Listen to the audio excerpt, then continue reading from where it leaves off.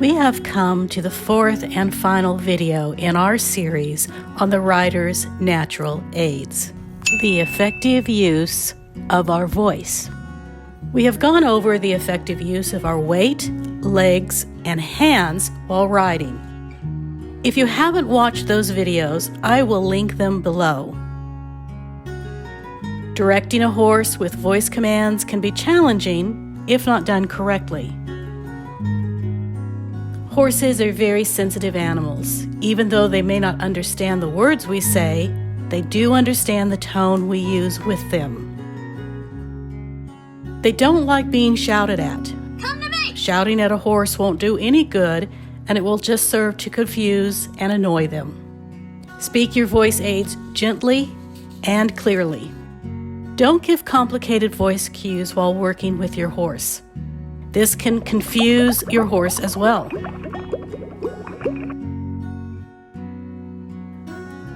Some of the common basic voice cues are walk or walk on to begin the horse moving forward, or some riders use a clucking or kissing sound. Whoa is usually said to stop the horse.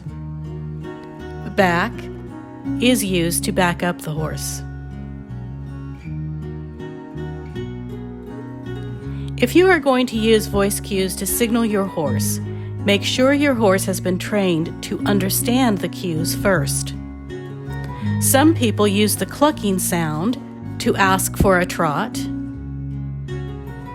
and the kissing sound for a canter. So it is wise to be familiar with what the horse responds to before riding a new horse. I knew one lady that bought a horse that had been trained to slow and stop with an unusual chirruping sound. She didn't know how to make this sound, and you can imagine how the first ride went. She couldn't stop her horse. This is the reason the voice aid is the last in our list of natural aids. Riders need to use their weight, then legs, then hands before reinforcing with the voice cue. Although it sounds nice to be able to merely speak a word and your horse will perform the task, it doesn't allow the rider to learn the other aids effectively. Without those, you cannot have a balanced seat and clear instructions. The result may be a tumble from the horse. I once had a student who was riding at another stable, and they decided to put her on a reining horse. A reining horse can do fast, tight spins when signaled with a weight shift. The rider didn't have a balanced seat and leaned her weight the wrong way, and the horse began spinning unexpectedly, and she fell off. Honestly, this was wholly the fault of the horse owner. They should have made sure this novice rider was put on a calm horse. But it illustrates how important it is to coordinate your cues. When we use our voice, remember, horses are very sensitive to your tone and pitch of voice. A clear, confident tone of voice is what you need to use. An angry tone of voice does nothing more than to scare a horse. They don't understand or respond well to harshness, yelling, and anger. Consistency is vital for developing responsive and effective natural cues. Horses are extremely smart. They know exactly what kind of rider they have on their back. A well-trained and seasoned horse will many times refuse to trot, canter, or jump if they know the rider isn't stable and balanced enough in the saddle. I'm a big advocate of being careful how you talk to your horse. If you use commands that sound threatening by yelling the command, you can actually increase your horse's heart rate, frighten and confuse him, and this will end in a disappointing ride.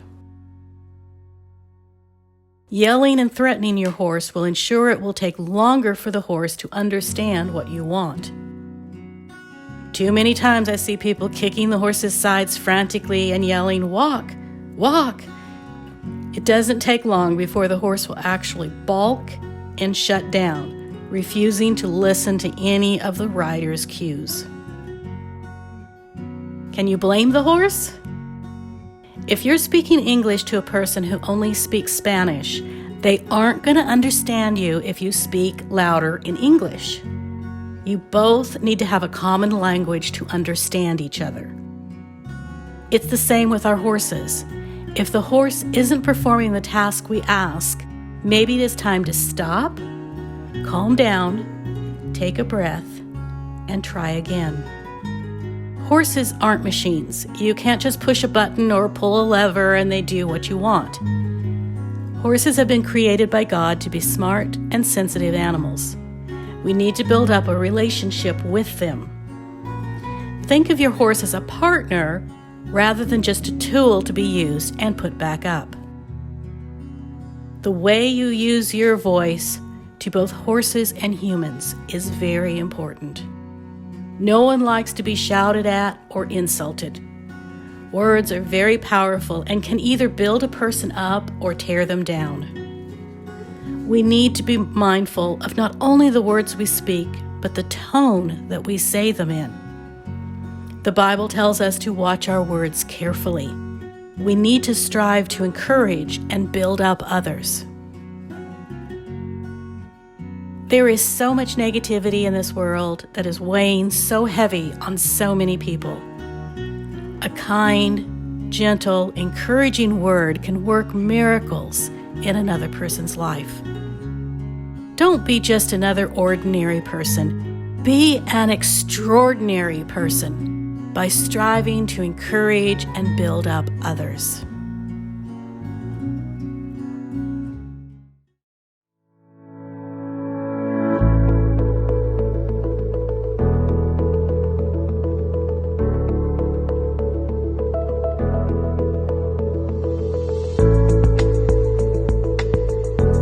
Therefore, encourage one another and build each other up, just as in fact you are doing. 1 Thessalonians 5:11